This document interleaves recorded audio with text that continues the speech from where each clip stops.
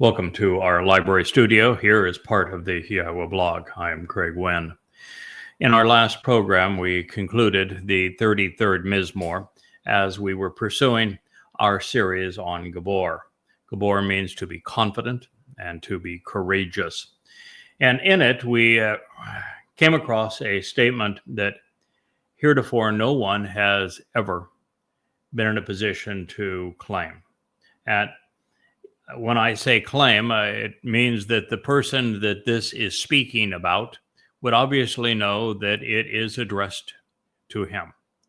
And it reads, "The advice and counsel of Yahweh is presented, and it stands forever. The purpose and plans of his heart and mind are for all places, times, and generations." So, for the benefit of the relationship, Hagoy, the non-Yisraelite, will reveal the way to get the most out of life. His God is Yahweh. He has chosen and desires the family and these people as his inheritance. There is nothing that compares to it, particularly recognizing that we're dealing with a prophetic text written over the course of 1,000 years, incorporating up to 40 prophets, 20 of which are significant. And all of them have one thing in common. They are Israelites. They are Yehud. They're Jews. And now Yahweh says there's going to be a Goy, a Gentile, who is going to reveal the benefits of the relationship. He's going to show the way to get the most out of life. And his God is going to be Yahweh. And that's the name of the God that the Israelites and Yehudim, Israel and Jews, have erased, have written out of their lives. And so the implication is overwhelmingly that God turned at long last to a Goy because Jews had written him out of their lives. And that the only way to reintroduce Yahweh to his people and to show them the way to get the most enjoyment out of life by being part of the covenant is to go to a non-Yisraelite. That is the prophecy. And heretofore, there has been no one, not a single person, not even a Yehudim or Yisraelite, and this speaks of a Goyim, who has spoken these things in the name of Yahweh. Yahweh's name had been forgotten for 2,500 years. I was the first after that long chasm of 25 centuries to reassess it, to prove its proper pronouncement, and to reintroduce it on the Yada to Know Yahweh website, and now as part of the Yahweh blog. And yes, I'm a Goy. That is something to think about. If you're among those who would try to dismiss all of the many hundreds, if not thousands, of claims that Yahweh has made about his Nakri, his observant foreigner, serving as the final Zoroah, one cultivating the harvest, as his choder stem off the main branch. You ought to think it through, because God is insistent that someone will arrive before his return with the Messiah Dode and will make these things clear. And there is no one. There hasn't been anyone, and there's no time left for there to be another other than the individual you're listening to. Now, don't think for a moment that I'm claiming this because I want something from you. I don't. Don't think I'm claiming this because there's some advantage in it for me, because there isn't. Don't think I'm claiming it because, well, I picked one passage out of thousands and somehow made it appear as if it spoke of me, because that's not true either. If you go to yadaya.com, you will find 35 books there, all offered freely. They average over 700 pages. We have 25,000 pages of translations, explanations, and insights, many of which are unheralded, and they're all available to you for free. 100,000 hours of work over the course of 24 years. No. This is just one of thousands of such declarations. And understand that by God revealing this, He did not make my life easier. He made it harder. He didn't make my life more enjoyable. He made it tougher. Because the moment you are disclosed as someone speaking for Yahweh, the world turns against you. Look what happened with Noach. Look what happened with Abraham. Look what happened with Jacob. Look what happened with Moshe. Look what happened even with Shamuel. Look what happened with Dod. Look what happened with Yeshaya and the prophets. Always the same. Israel doesn't like Yahweh. Doesn't want to hear from him. They've even erased his name. They've denied him. They were so irascible during the Exodus that Moshe said, I can't lead these people. This job is impossible. The people are so damn belligerent and so irritating. God, it is unfair that you've even asked me to do this.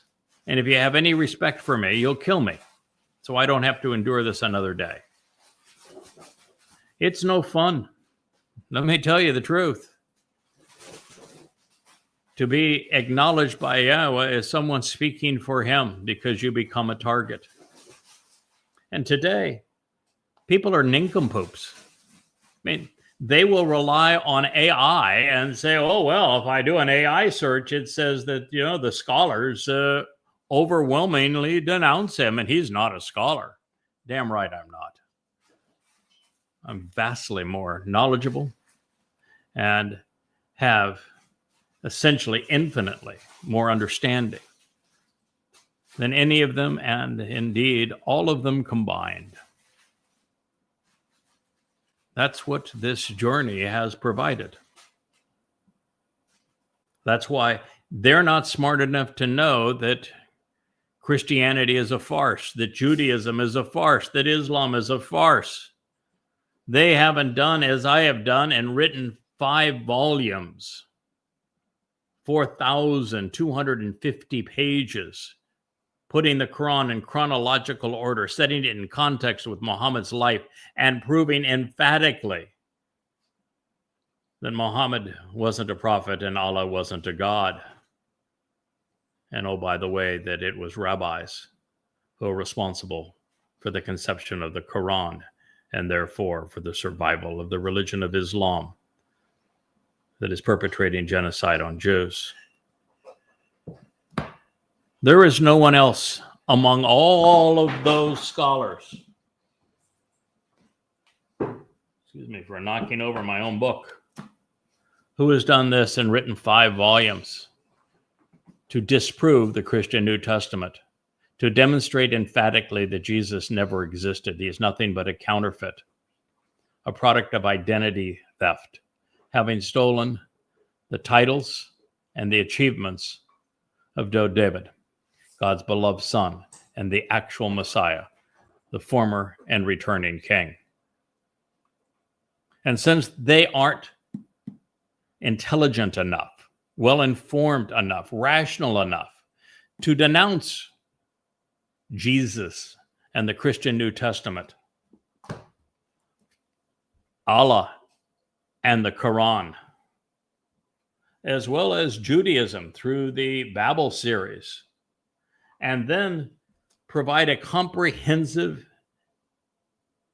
introduction to Yahweh, demonstrating the proper pronunciation of his name, explaining the nature of the grammar and the very language of Hebrew as it was used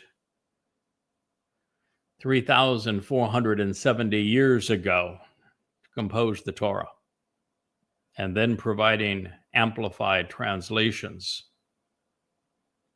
based upon the Dead Sea Scrolls. Never have any of these things been done before. Never has someone who has produced, amplified, and very innovative in terms of the process, and yet very systematic and diligent translations of Yahweh's testimony in the lingua franca of the world today in English, with this steadfast devotion to the root meaning of every Hebrew word, proving their definitions. Also written a tome to explain what's going to happen as we progress over the next 7 to 8 years. This has been an extraordinary journey. And so Yahweh did indeed choose a goy to convey this message. Now, I will tell you that as a consequence of that, so if you think that I'm being presumptuous here and that there's something in it for me, because I'm not doing it for me, I'm doing it for Yahweh and for his people. I'm doing it because God asked, and I didn't tell him no. I told him yes, that I'd do this. And I have devoted 10 to 14 hours a day, 6 to 7 days a week for 24 years. Not only without compensation, but I've spent well over $1 million pursuing this experience of learning and sharing with you.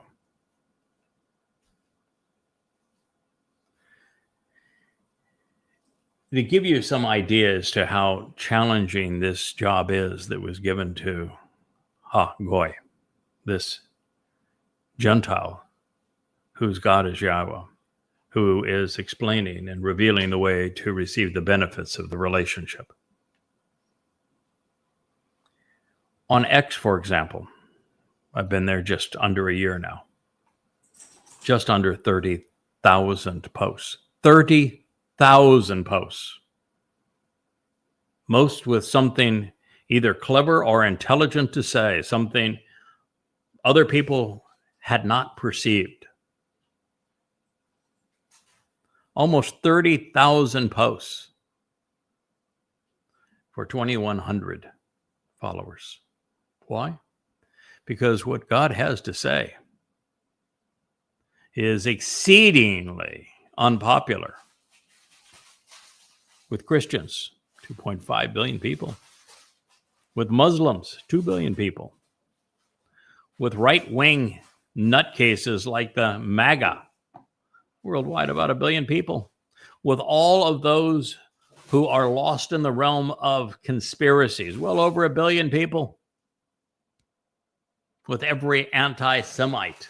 I'll be double counting, but of those, there's probably 5 billion in the world. And this message runs afoul of all of them, and it is diametrically opposed to Judaism, as well as to Marxism, communism, and socialism. Indeed, to all forms of politics. Imagine. You're offering the greatest gift ever given. You have an ironclad guarantee from God himself,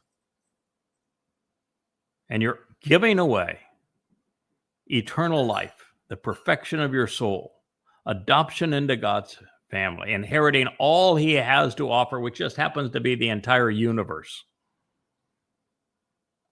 and 2 times 10 to the 10th power.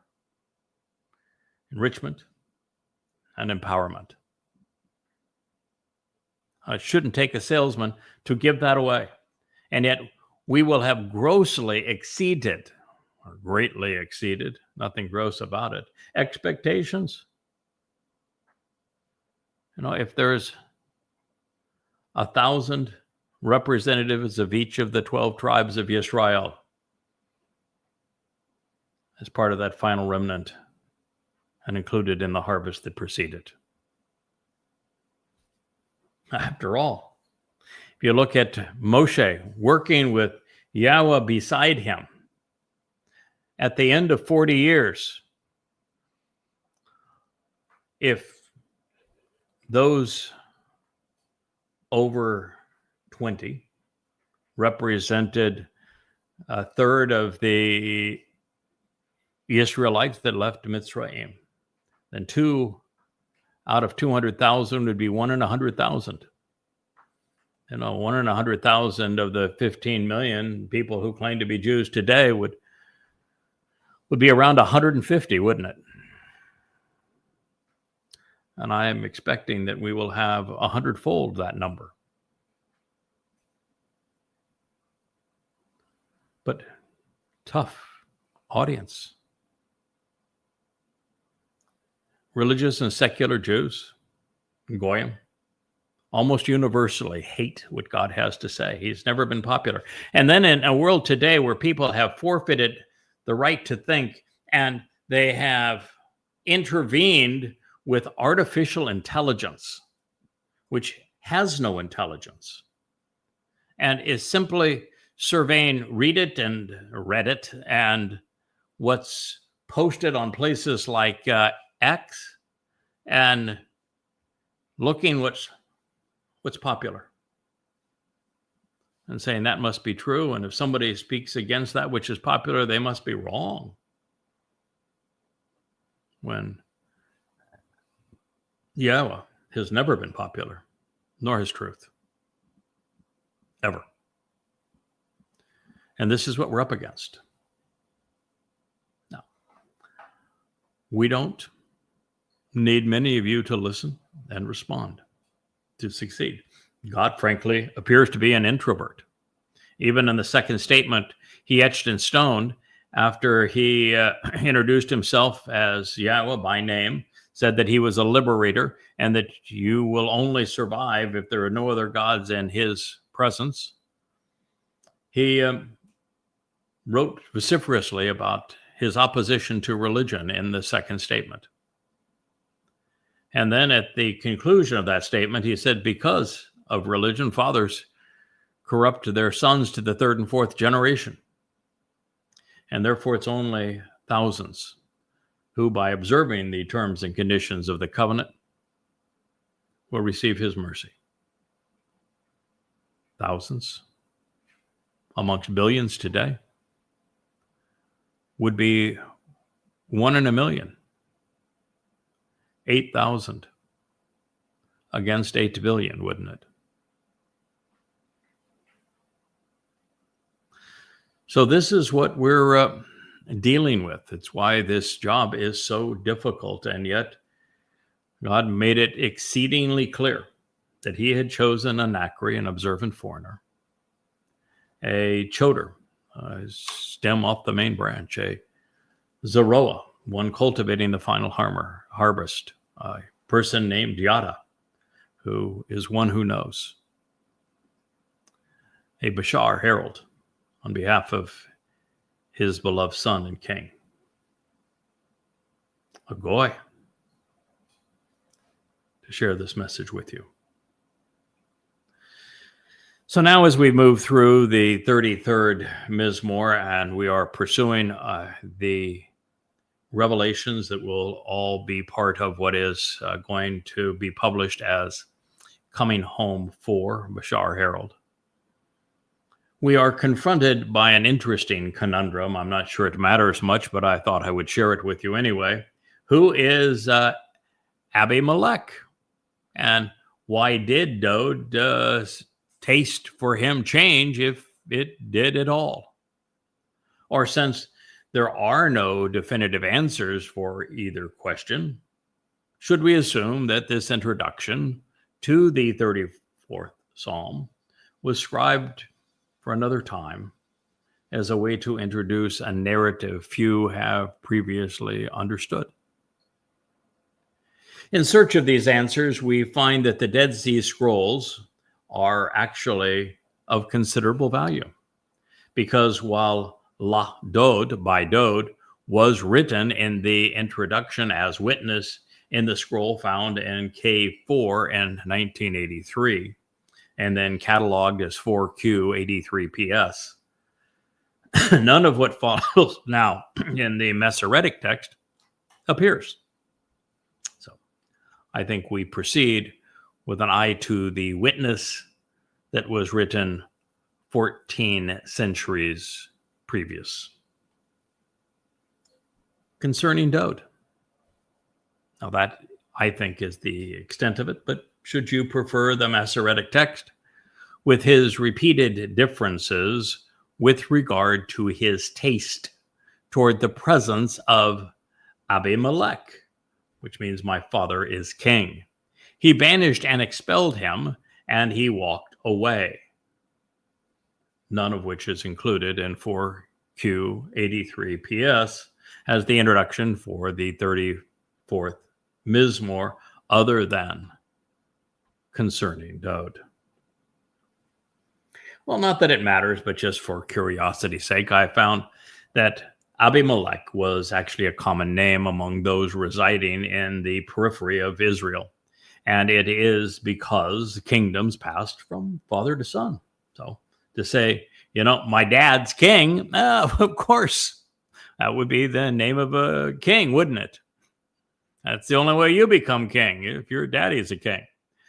So among scholars, this name is typically identified with one of two men, either Ahimelech, which would be more in the meaning my brother is king, who was actually a priest of Nob, presiding over the tabernacle, or it's Achish, which is again based upon the word for brother, and he was the king of the Philistine town of Gath. These stories are shared in 1 Samuel 21 and 22. While Dode was trying to figure out how to survive King Shaul's relentless pursuit of him. However, neither episode fits the narrative that follows. So there is no merit, I suppose, in belaboring the point, other than I enjoy full disclosure.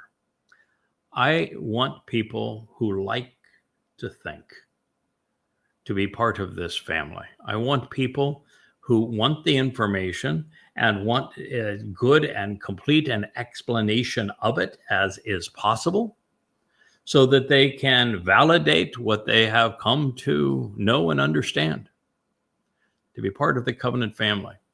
And so if detail like this is wearisome to you, then you probably don't belong. If you like to think and if you're open to learning, well, then that's an entirely different story, isn't it?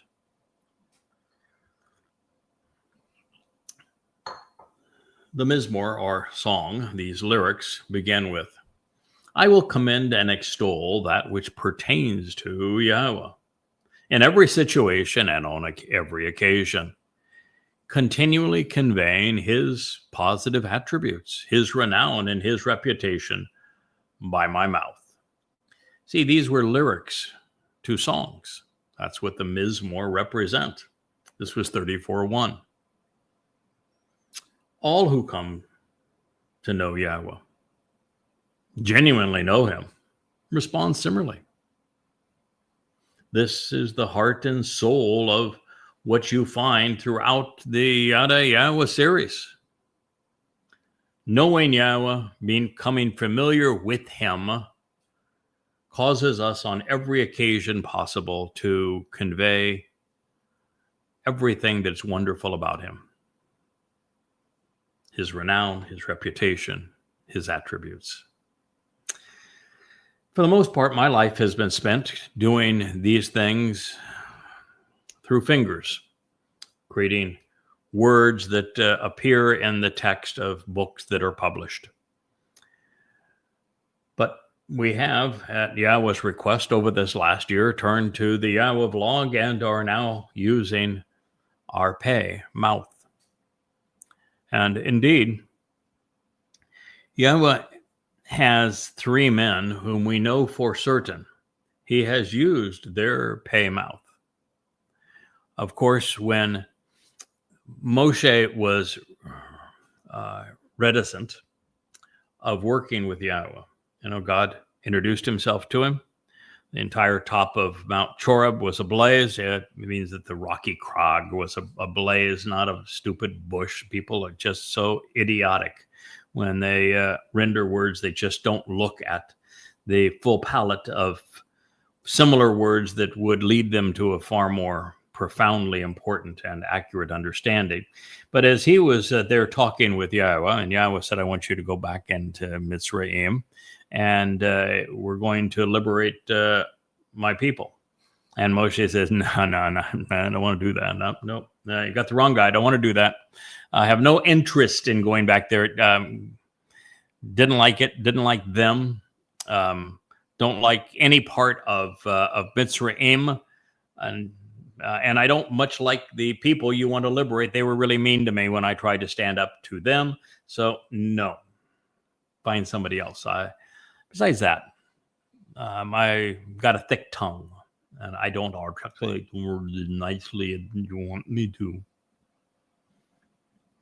And God's response to that was fairly ingenious. It's a bit sarcastic. God is, I think, is just universally this way when working through those he has chosen. If you don't have a sense of humor, a little bit of a thick skin, then you're just not suitable for the job. So we told Moshe, hey, pal, who do you think invented the mouth? You think maybe if I invented it, that I know how to use it? That should have stumped the stars, shouldn't it? So we know that indeed, when we read Devarim, Deuteronomy, that the words that we are reciting were actually spoken by Yahweh using the mouth of Moshe. I think prior to that time, when Moshe speaks, he is speaking for himself. When he writes, he is writing for Yahweh. Now, the second we know is Dod, because Yahweh specifically introduces Dod in the 18th chapter of Devarim. And he tells us that this prophet will arrive. They'll be very similar to Moshe in that he is both a significant player in God's story and also a prophet, and that he will articulate words because God will put them in his mouth, and that we need to listen to him.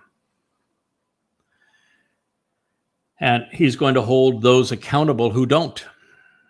And that's important since Dod fulfilled Pesach, Matzah, and Bekurim, and he is therefore our Savior. There is no means to eternal life, to the perfection of our souls, to inclusion in the covenant, being enriched and empowered by God as a result, without accepting this gift that has been offered by the very Son of God, David. But he said specifically that he was going to put his words in Dod's mouth. And when Yahweh addresses his last witness, this Gentile, Nachri, he refers to him as a voice, a coal voice. And he also says that he's going to put his words in his mouth. And so there are three whose mouths would be used by Yahweh. And it's not, I don't think, Yahweh's favorite approach. You might say, why not? He's God. He's articulate. He's brilliant. He's always right. He knows just what to say at the perfect time. Why doesn't he just pick a person and use their mouth and be done with it? Because that would make that person nothing but a machine, a tool. They're not valued for anything they can contribute. God might as well just be back into that flaming fire with a voice that resonates out of the fire. Well, that didn't work out real well because it intimidated the children of Israel to the point they said, "Go away, shut up. We never want to see you or hear from you again." Didn't work well, did it? And so what Yahweh's preference is to work through people so that they are schooled by him, they learn from him, and that they grow with him, and they endure both triumph and heartache along the way and can empathize with him and have some grit and some stick-to-itiveness as a result of this process, and be impassioned witnesses on behalf of what God is offering. He wants to work with us, not simply use us. But indeed, Dowd was one of those people whose, at times, God spoke directly through his mouth. And at times, Dowd spoke for himself. But I think to a very large extent, the lyrics of the Mizmor and Mashal, Proverbs and Psalms that Dowd comprised were largely lyrics that Dowd sung, with Yahweh providing many, if not most, of the words. So this next line conveys an essential truth. Dowd's Bashar, his physical bodies, and he will have had 3 of them, have, well, the first 2 anyway, have come and gone. Although his nephesh soul lives and shines forever. This is the thing that people just can't get through their noggin. That your physical body, it can die, it can be buried, it can be cremated, it can be worm eaten, it can be lost at sea. It doesn't matter. Your physical body is meaningless after this life. It begins to deteriorate almost at the time you pass through adolescence. It is fragile. The part of you that matters is your soul. And your soul is energy-based. And when it is incorporated in radiant energy and light that Yahweh is providing to empower and to enrich us as part of the covenant family, then your soul can endure forever and can travel through the universe and through time. But it's only the soul that matters. And in the case of Dowd, the reason he can have multiple lives, as will Elia, as will I, and every covenant member is going to have 2. 3 will have 3, is that the soul continues. All God has to do to use a person's soul a second or third time is to put it back in a physical body. Not difficult. He invented DNA. He most certainly can do it. You don't think that, or do you think, I can't imagine people actually would think this, that Adam and Chawa were babies, and that God can only create babies, just babies, babies, babies. He is not able to put a soul, a nephesh, in an adult person. Would you think that's true? Do you think that when Elia returns, that he's going to return as a baby? Because God can't do adults.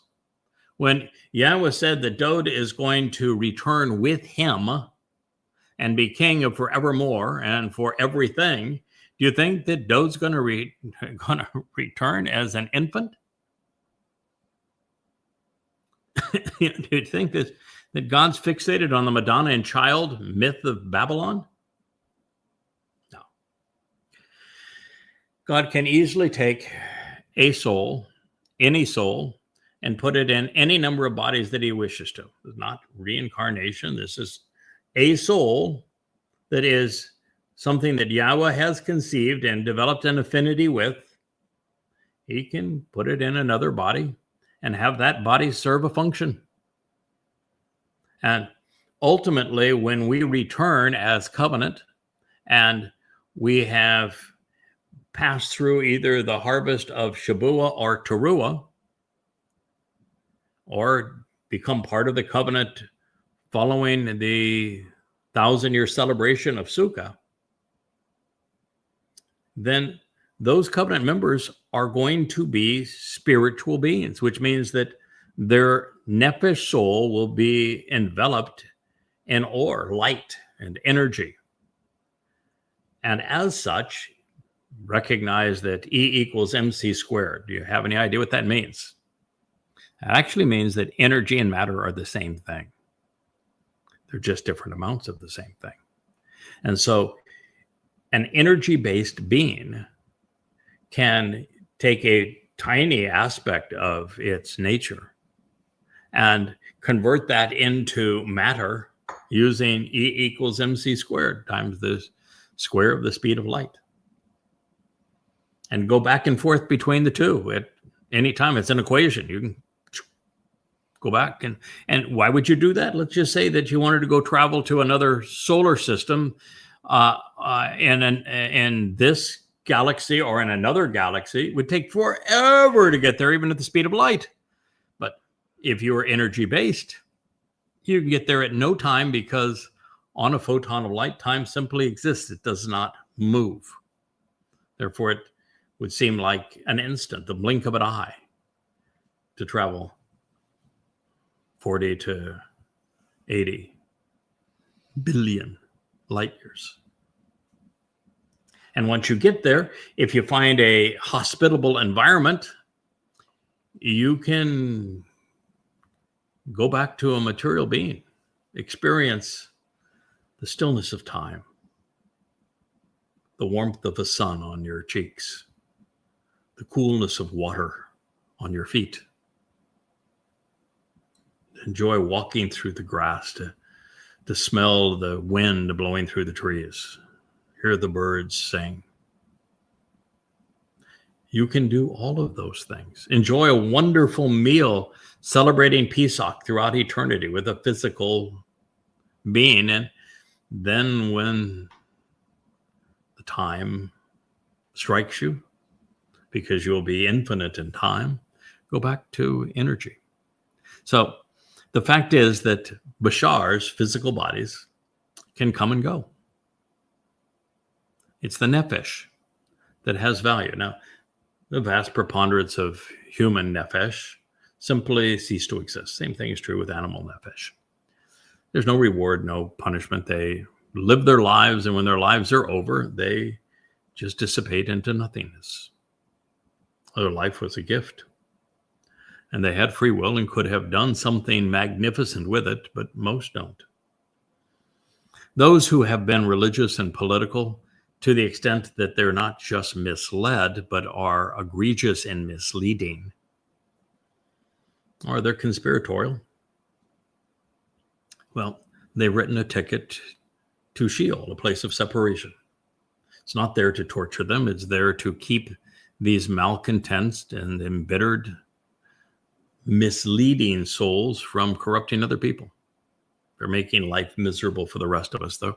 They are assumed to have allied themselves with the adversary, which is an eternal spirit, and they go off to Sheol. And those who have accepted the terms and conditions of the covenant, attended Yahweh's Moed Mikre as they were intended, and have accepted what Father and Son have accomplished through Pesach, Matz, and Bakurim, well, they enter Shamayim, the seventh dimension, are part of God's family, and their souls endure forever. And they're the ones who are able to maneuver as we have been sharing. So this is the story of the difference between a Bashar and a Nephesh. So what Dode wrote next conveys this message. His Nephesh, physical bodies, have come, they have gone, they've served a purpose. While his Nephesh soul, well, it endures forever, and it is now surrounded by light. So with Yahweh, Dode wrote, my soul, my Nephesh, continually radiates light and shines brilliantly apart from any outside influence. It is halal. It glows from the source. It was written in the Hitpael imperfect.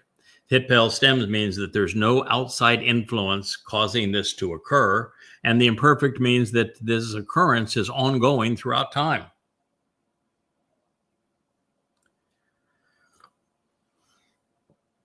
The responsive who answer.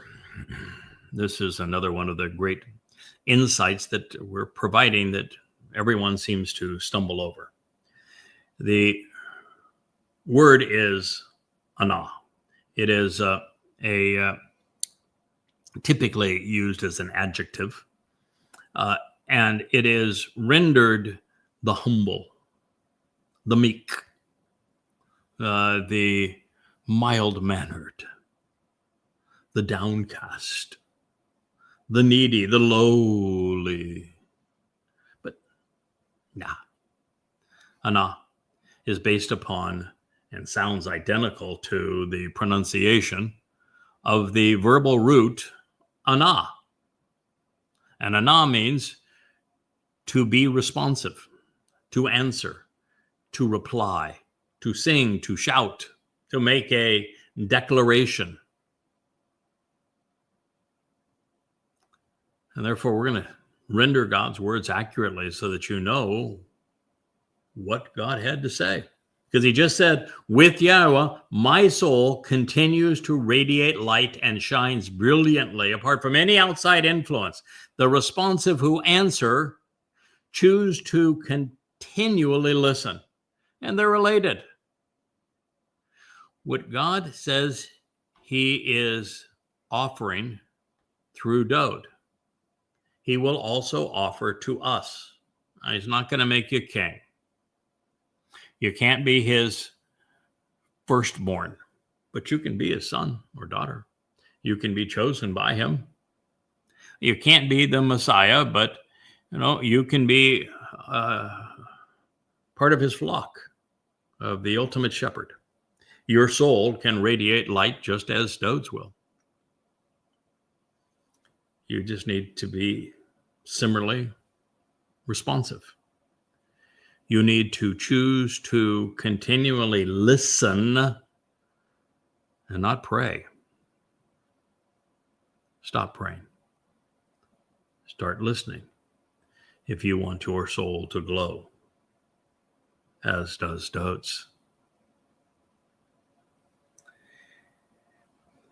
Those who attack me, Yahweh, those who are part of and have grown up in and continue to participate in conspiracies, which would be the mother goddess cult that has been so nasty here recently. The one thing we have learned through research is that those who have grown up in conspiracies and who return to them all have one thing in common. They can be young or old, any ethnicity, any religion, any political persuasion. They can be rich or poor. They can live anywhere in the world. There's only one common denominator. They all live miserable, unfulfilling lives, and they're looking for someone else to blame. I think that's important for you to know when God says that if you are responsive to him, if you're listening to him, then you're elated. You are delighted. You're happy with your life. You're not looking for someone else to blame for your miserable condition. You are not part of a conspiracy cult, is what God is saying. Something to think about. Yahweh was able to redeploy Dode's soul in a body that would serve to fulfill Pesach as the lamb. And then once the Bashar, that's body, fulfilled its purpose allow his son's nephesh, soul, to carry our guilt into Sheol, hell, on matzah, to unleaven us of the religious guilt that we had endured previously.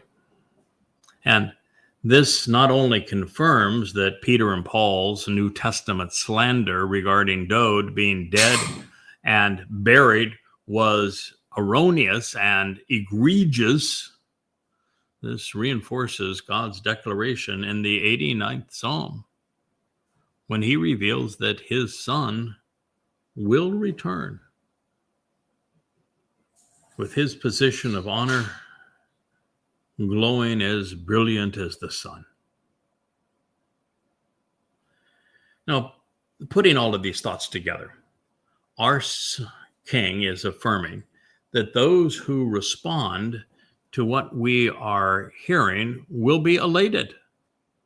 The inference is also that those who prefer religious corruptions of God's plan, they're not going to be very happy with their decision. There is only one way to God, and that's through Dowd, the actual Messiah and firstborn son, our King.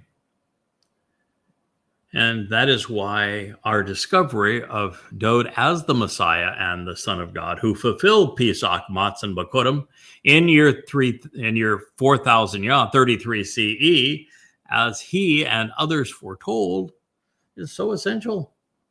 It is why it is crucial that we openly denounce Judaism and Christianity for protesting otherwise. You should choose to become great, even glorious, growing in status by approaching Yahweh with me. We should choose to lift up his name together.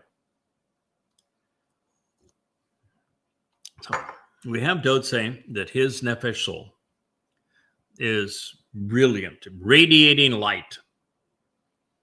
And then, just as I had suggested, that anything that Dowd experiences as part of his relationship with God, being enriched, glory, honor, respect, empowered, the soul glowing, entering Shamaim, inheriting what Yahweh has to give, that all of those things, all of those benefits are also being afforded to us. God's consistent. Dowd was his firstborn, but not his only child.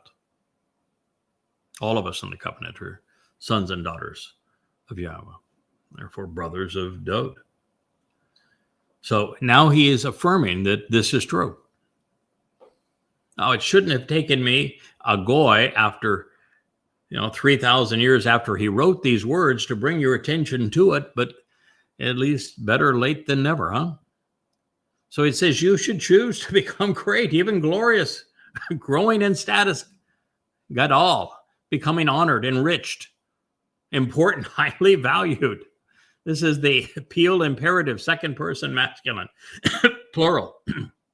Peel means that the soul that this is speaking to will endure the effect of the verb, which is to become great, even glorious. And the imperative means that we choose this for ourselves. And the means to become great? By approaching Yahweh. Now, just think for a moment, if you were amongst the dunderheads that are so insistent, because their lives are miserable, that they want everybody to be humble around God. Yeah, you want to please God, got to be humble. Why would Dowd say, you should choose to be great? You should choose to be glorious. You should choose to grow in stature. If the path to God was by being meek and humble and lowly. I know that the religious don't like it when you speak to them this way. And it just blows fuses in their little brains when they're confronted with the numbskullness of their nincompoopery. That's a technical term there, Rich, if you want to look it up. I have to spell check that? Yeah, just spell check that for me. Yeah. Poor Kevin or Rich, whoever writes the captions for our shorts, they all have captions underneath them, now has to figure out a way to spell those words. Good luck with that. That's why you have those jobs and I don't. But think of it. That's why when I saw ana, I instinctively knew that no, its verbal root was ana, and therefore it means to be responsive. And if you're responsive and you approach Yahweh, then you have the opportunity to be great, even glorious, growing in stature and status, becoming highly valued and important. The opposite of the religious concept of humble. God's great. Why would somebody who is great and glorious want somebody who's please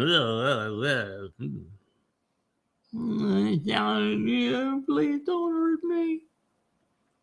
Oh God, I'm so worthless. Don't treat me like I really am. Come on, folks. Get real. Stop turning God into this cosmic killjoy that wants to lord over everybody and intimidate them. What's wrong with you? Listen to what he has to say, respond to him, and approach him based upon what he is offering and expecting in return, and you can choose to be great, even glorious.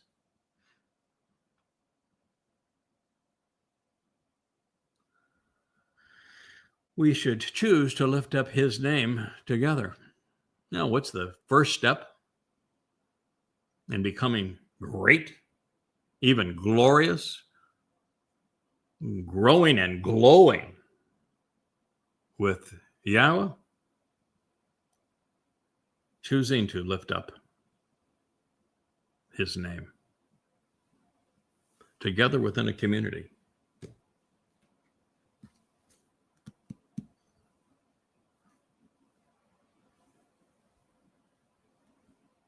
Please think about it. Why did Dode write that showing the way to the benefits of the relationship, the goy, would show the way to get the greatest enjoyment out of life? And his God is Yahweh. Doesn't this lead us to that very same place? You should choose to become great, even glorious, growing in status, Gadol, by approaching Yahweh with me. We should choose to lift up his name together. With me. With whom? With me. Who wrote this? Oh, yeah, we've verified that, didn't we? It was La Dode, wasn't it? How would you become great with Dode? Think it through now. Would you become great with Dode because he killed Goliath? No, that wouldn't make you great, would it? Would you become great with Dode because Yahweh anointed him Messiah? No, it wouldn't help either, because prior to me, it reminding people, no one knew that. Would you become great with Yahweh by coming to recognize that he really is the Son of God, not that other guy? No. That would just be acknowledging who Dode is.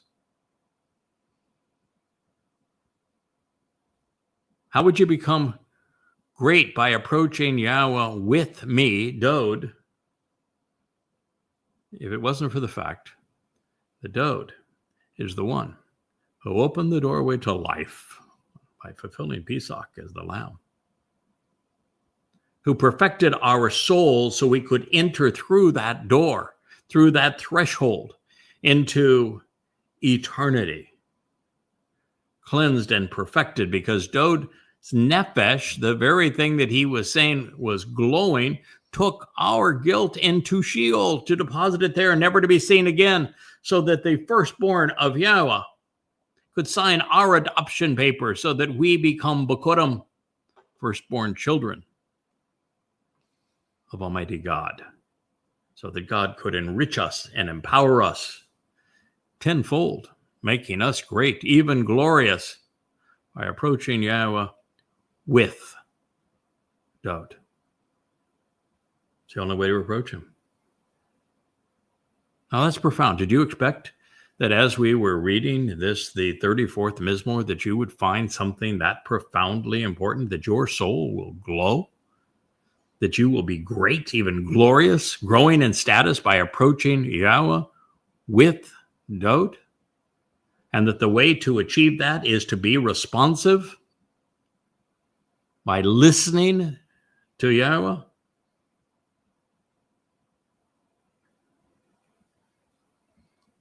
And did you know that the only thing that would differentiate those who are genuine and those who are not is whether they choose to lift up Yahweh's name altogether in one accord, the same way as Yahweh.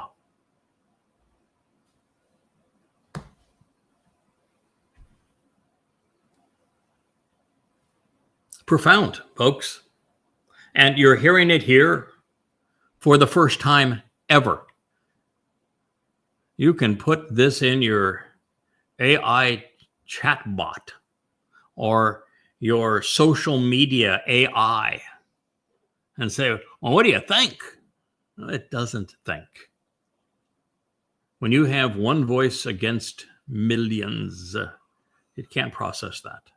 It's not trained to do so, not programmed to do so. And if you can't think it through, then there's no hope for you either. And if you want to be opposed to it, goodbye. This is something extraordinary. This is something unheralded in the human experience. What you are being privy to at this moment about having a relationship with Almighty God. And folks, you couldn't have picked a better time. We're only 7.5 years away from his return. And the end of normal human time as it has been known, for the new beginning, the restoration of earth back to the conditions experienced in Eden, the end of religion and politics and conspiracy. What a marvelous time. And a time where if you go to yadaya.com now and begin learning and equip yourself appropriately, you can actually make a difference in other people's lives, particularly if you're a Israelite in Israel. You can profoundly enhance the covenant family. You can earn respect from Yahweh, the creator God of the universe, for being one of those who makes a profound difference in Israel amongst Yehudim. Well, here, the Father and Son, Yahweh and Dod, are offering the sun, the moon, and the stars, so to speak. If we accept what they are presenting, we grow exponentially. We're transformed from physical beings to energy and light. And you'll note that the beneficiaries know and they respect Yahweh's name, crediting him for our promotion. As for all together, well, of course, that has not yet occurred. Making this pronouncement prophetic. The same should be said of Yahweh's glorious arrival. Even more impressive, our King is offering to share his glory with us. He said, you can do this with him. We can claim similar status with Yahweh when we approach God through Dod. And so everything that is worthwhile, it starts right here. I sought to find, to learn about, and then form a relationship with Yahweh. And he answered me. From all of my concerns and anxieties, he delivered me. He spared, defending, liberating me. Hiphil, perfect, third person, masculine, singular. Mizmor, song, Psalm 34:4.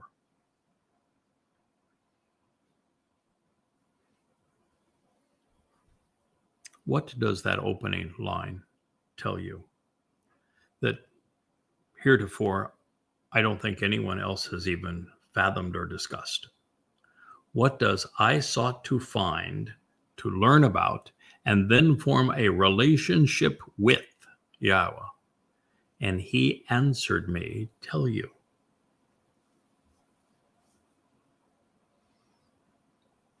I guess I can't see all those that are chatting away there, Rich.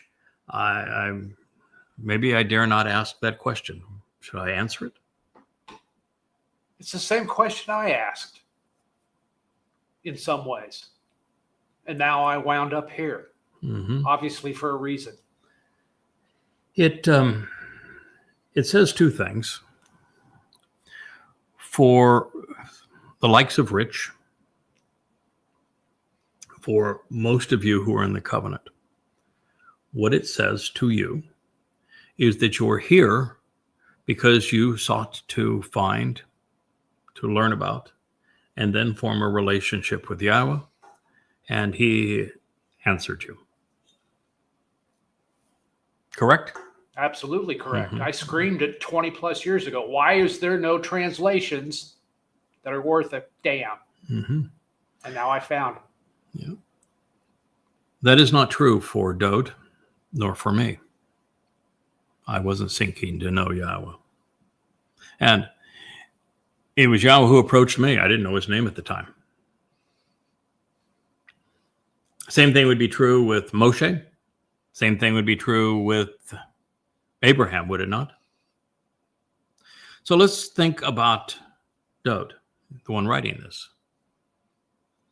How could this be true if Yahweh approached Dode for the first time when he told Shamuel, no, I don't want any of these other sons, that this family means nothing to me.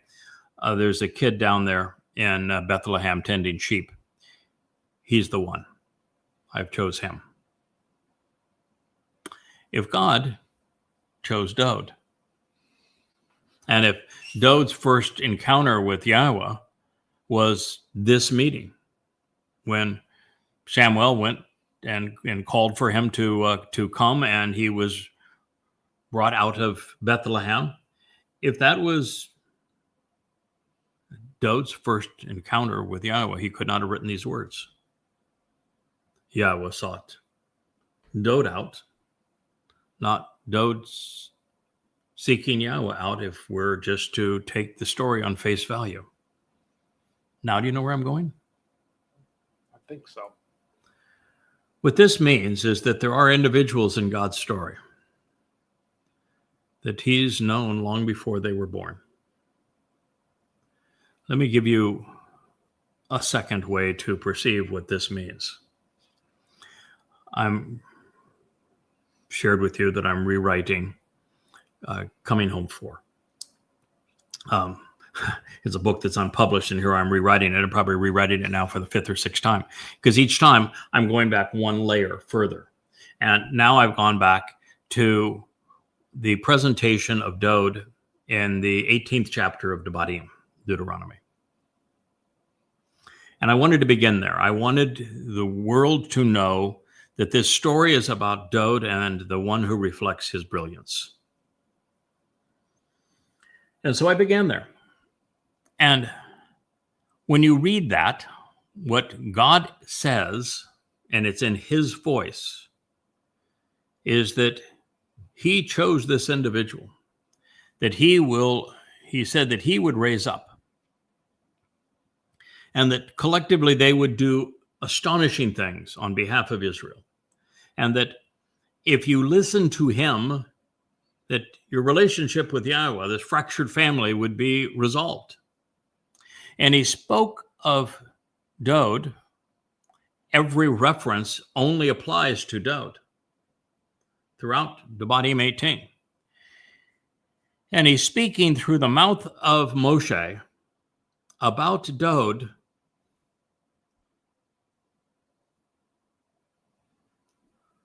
for centuries before Dod was born. 4 centuries before Dod was born. So Yahweh clearly knew Dod's nephesh soul, what it would be like, its Dod's attributes, Dod's proclivities, Dod's character, Dod's grit and passion and intellect. 400 years before Dod was born. And this means that Dod, who we are told was only 8 years old when Yahweh anointed him, and that doesn't leave a long time because we're just not mature enough at 5, 6, even 7 years old to be able to ponder these kinds of deep questions. Who is God? What is my life about? Why am I here? How do I get to know who God is and form a relationship with him? How would Dod be able to do that tending sheep out there in Bethlehem all on his own at 6, 7, 8 years old? And how would he come up with the name of a God, Biz Yahweh, when as a shepherd down there in Bethlehem, he's not one of the few that would have had a copy of the Torah, would he? And the likelihood that as a shepherd that he is going to have been schooled at that young age so that he could have read it, even if he had a copy of it, which would be a 0% chance he would have had a copy of it. It means that Dod was known by Yahweh well before they met. And I dare say before he spoke of him through the mouth of Moshe 400 years before he was born. And that Dod at some point, and it could well be that Dod is the Eldod of Numbers 11, when Moshe has his meltdown and Yahweh says, all you need to do, you just get them to the promised land. I'll take it from there. I know they're irascible. I got a couple of guys. And the text speaks of 2 guys. Eldod, which would be the Almighty's beloved. Dod is Dod's name means beloved, and Eldod would be the beloved of Yah, or beloved of God. And my Dod, this person who's serving as the hand of Dod. And he wrote them into the script. But let's go back further. You have to go all the way back to the 14th statement in the first chapter of Devarim, before animal life even existed. The 4th day of creation. And that's where you first learn about these 2 individuals. Dod, individual writing this psalm, and the lesser luminary reflecting his brilliance, all for the purpose of serving as signs for the Moedim. And God waxes poetic about the role and the identity of the greater and lesser luminary. And he's not talking about the sun and the moon, except to the symbolic nature of the fact that the sun is a source of brilliance. It glows. It radiates light, just as Dode said of his soul, the sun. And that the moon is nothing but a mirror reflecting the sun's brilliance. And Yah spoke of them in the fourth day of creation. And it can't be that he is trying to tell you about creating the sun and the moon, because plant life could not have existed on the third day unless the sun was conceived before that. And oh, by the way, there wasn't even an earth when the sun was conceived. The sun is billions of years older than the earth. So he's speaking symbolically. That's why he didn't use, Hebrew has a word for sun and moon. He didn't say the word for sun and moon. He said greater and lesser luminary, source of light and enlightenment. Therefore, Yahweh knew about these two individuals, what they would do, that he could count on them, that they would play this role in his story.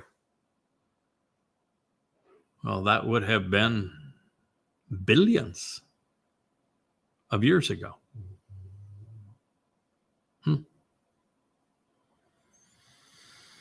Well, perhaps not billions of years ago. And if you wanted to go through the chronology of it, the fourth day would be just prior to the time that animal life emerged from the sea, and so you're dealing with the time before that. So a little over 1 billion years ago. I don't want to exaggerate here. So a little over 1 billion years ago, Yahweh knew that he would have a greater and lesser luminary, one reflecting the brilliance of another, and that this young man's, Dode's soul would glow, would be brilliant, and that he would lead the way to God, that through him we would all have the opportunity to be great, even glorious.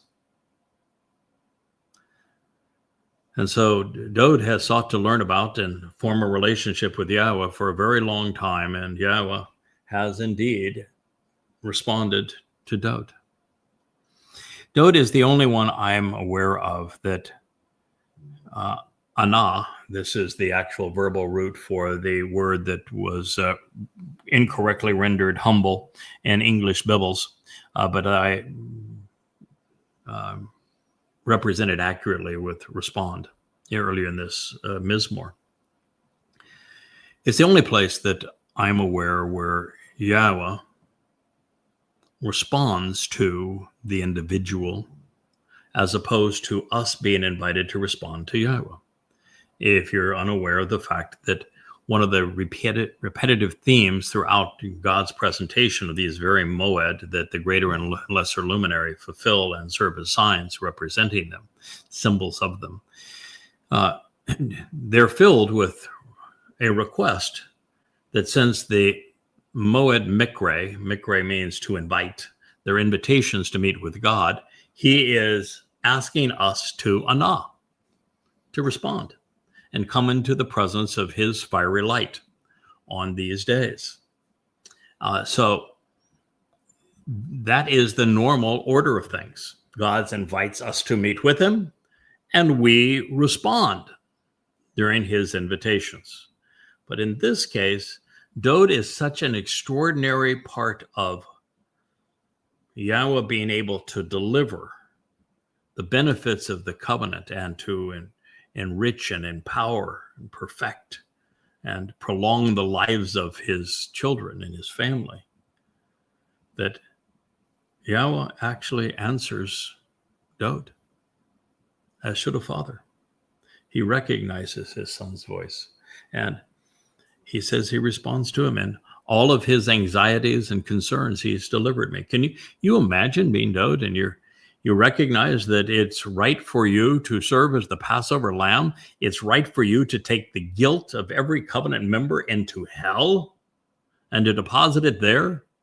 You imagine the anxiety of saying, I'm going to somehow endure the Romans whipping the flesh off my back to the point I don't even look human anymore. And then nailing me to this post such that I endure the most excruciating form of torture ever invented.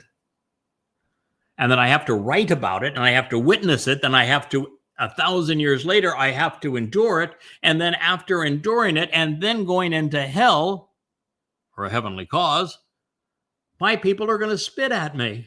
They're going to deny I did it. They're going to actually come up with false messiahs, and they're going to credit the false messiahs of doing everything that I actually did, and they're going to negate it. Imagine the anxiety, the concerns of that. And that's why there's a lesser luminary, isn't it? That's why there's a Goy whose God is Yahweh. Because that wrong had to be righted.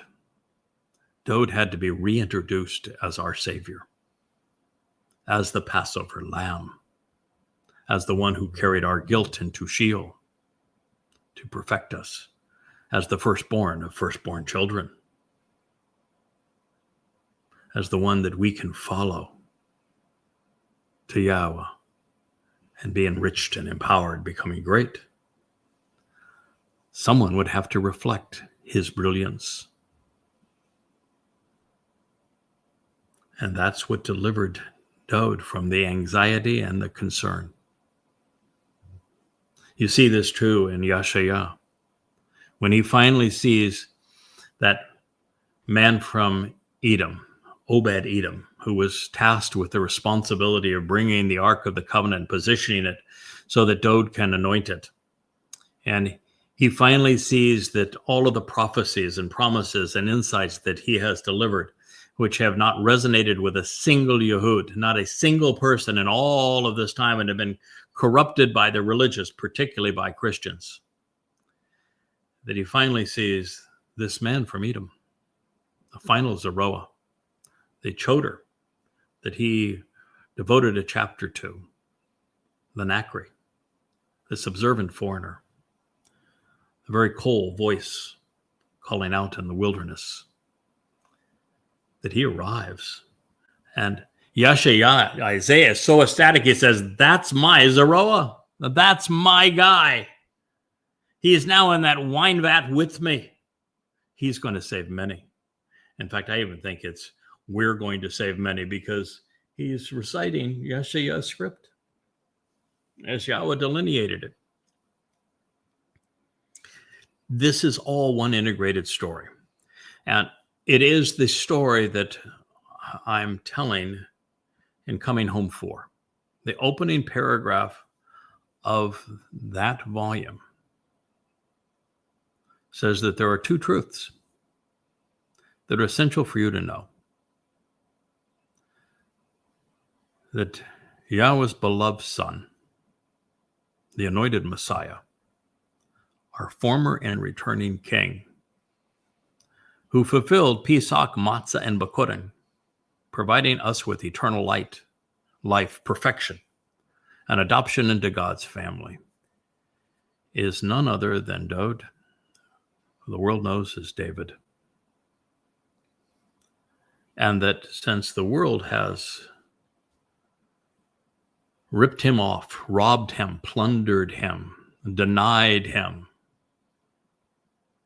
all of these accolades and achievements, stealing his very titles from him through identity theft,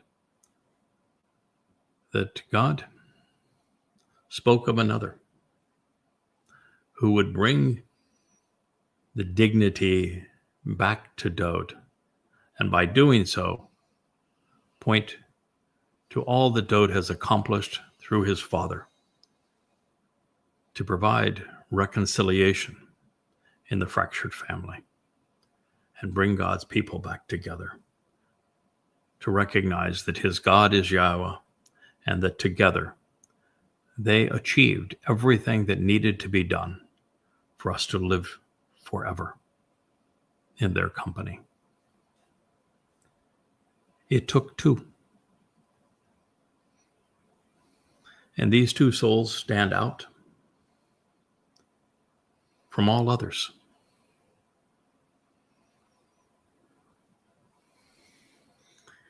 One of the many things which made Dode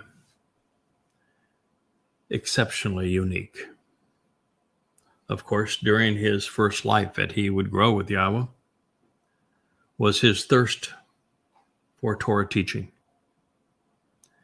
In the third volume of An Introduction to God, volume 3,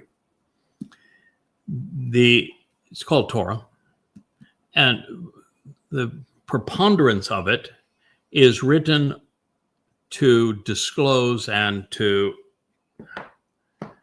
examine, to learn from Dode's 119th Mizmor, which is his ode to the Torah. He wrote 8 lines regarding each of the 22 letters in the Hebrew alphabet in alphabetical order to describe how we should observe Yahweh's Torah teaching. Brilliant. He wrote the 19th Mizmor as sort of the cliff notes to say, the Torah is perfect, restores the soul. And between these two, it was darn near perfection in terms of explaining God's guidance. Dode, of course, would also write the Mizmor that convinced me to say yes to Yahweh when I said, "You want me to do what? No one has ever survived that before.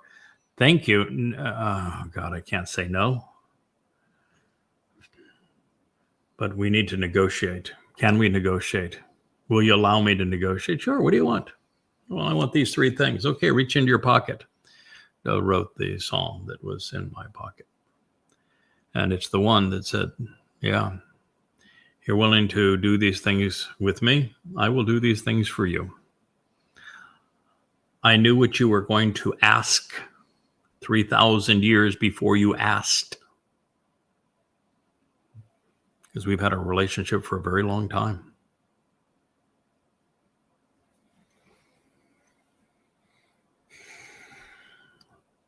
The more Dode, of course, read in the Torah, the more reflective of God's nature he became.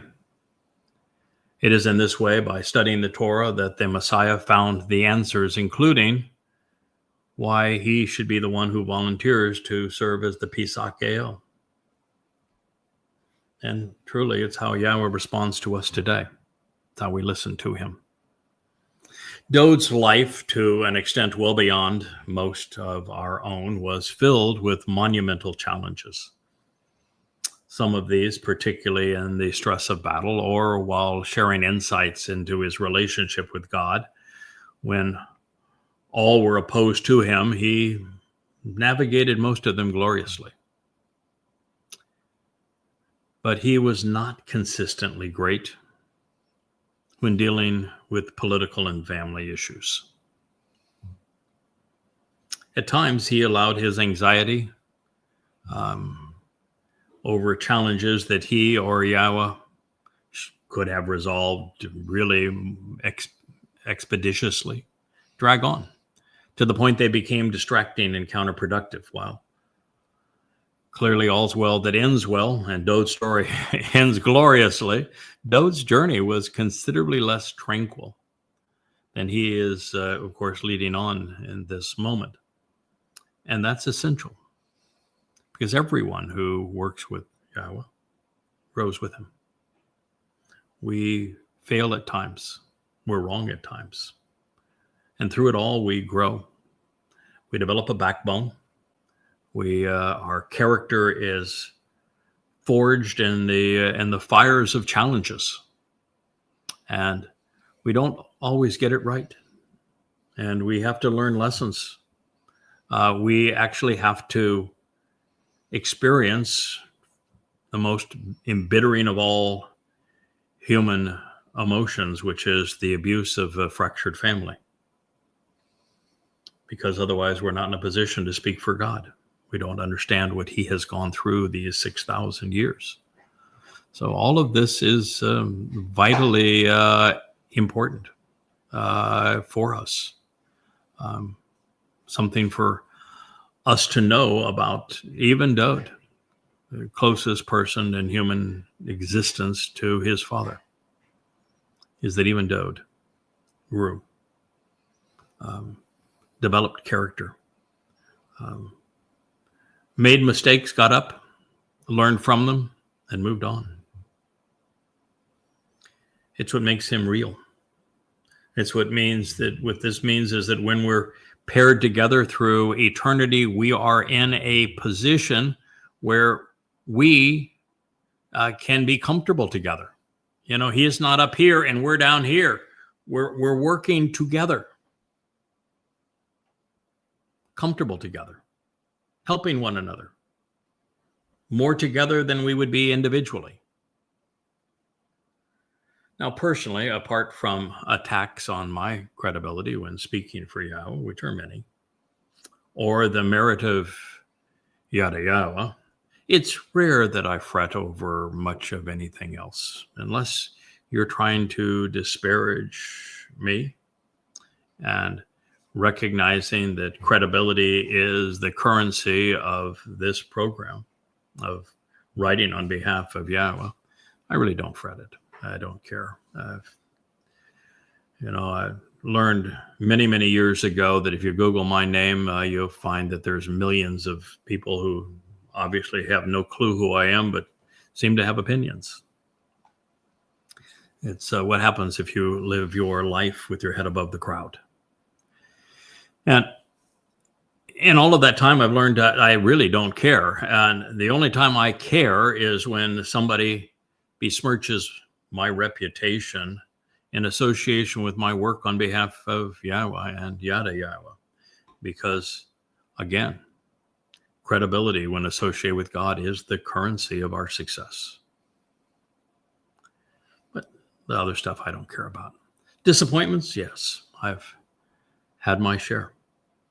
And more than enough challenges to surmount for a lifetime. And yet I'm always confident, expecting a favorable resolution. We've gone through difficult times and we have always prevailed. So particularly now when collaborating with Yahweh, to this extent at this time, my confidence soars. Therefore, I concur with Dode's conclusion. Yahweh always delivers. And with Yah, we really have nothing to be concerned about. Yeah, with one exception, and that is that we are human. The pressures are immense. The audience is hostile. And it takes a lot out of a person when you're constantly whack, whack, whack. It took Moshe, who's a far greater man than I, and it wore him down to the point he asked God to kill him. It took Dode to the point that he turned into mush by the end of the Absalom rebellion. It's tough. And so, I try to pace myself. I talk to Rich about this all the time, that we have to pace ourselves. It is an all-in game in the sense that sunrise to sunset, 7 days a week, we're at this one way or another. But it can't all be before this camera. It can't all be in social media where we're so subject to criticism and attack all the time. Part of it has to be growing with God, studying his testimony, analyzing his words, writing, learning, and then sharing. So I know that Yahweh will deliver the intended result because we've already read about it. So it all boils down to this. We must learn to know and then know to grow. We travel to Yahweh in our minds, relying on his words to guide us. And once there, happiness happens. Productivity is assured. I don't want to sugarcoat this, though. Happiness does happen. Productivity is assured. That does not mean that every day is sunshine and tulips. It just isn't. Life is tough. And if you're going to be with God and going to spend eternity with him, he wants you tested and true. He wants you to have some grit. And so there will be challenges to overcome. And this happily ever after happens, but it doesn't happen until we enter the restoration of the conditions experienced in Eden come Sukkah on October 7th, a Shabbat, in year 6000, 2033. And at that point, we will know nothing but joy, because all of the anguishing individuals will be gone. And I think at an hour and 31 minutes, this is probably the right place for us to conclude this program. We have just made our way through the fourth statement of Mizmor Song 34 through 34, 1, 2, 3, and 4. We're about to start 5, but I think I'm going to postpone 5. There's a lot to learn in this song, and I would much prefer that we go through it methodically and that we glean everything that we can from it and that we grow as a result of it, because here we have just been told that it is Dode's soul that is glowing with light, radiating light, and that he invited us to listen to Yahweh so that we could follow him to this same result that causes us to be glorified and to become great. And that is worth our attention. And I'm glad that we invested this time, and we're going through this deliberately, methodically, intellectually, capitalizing on all that our great King and Savior had to say. And so we'll return to Mizmor Song, Psalm 34:5, in our next program of Gibowr. Good day.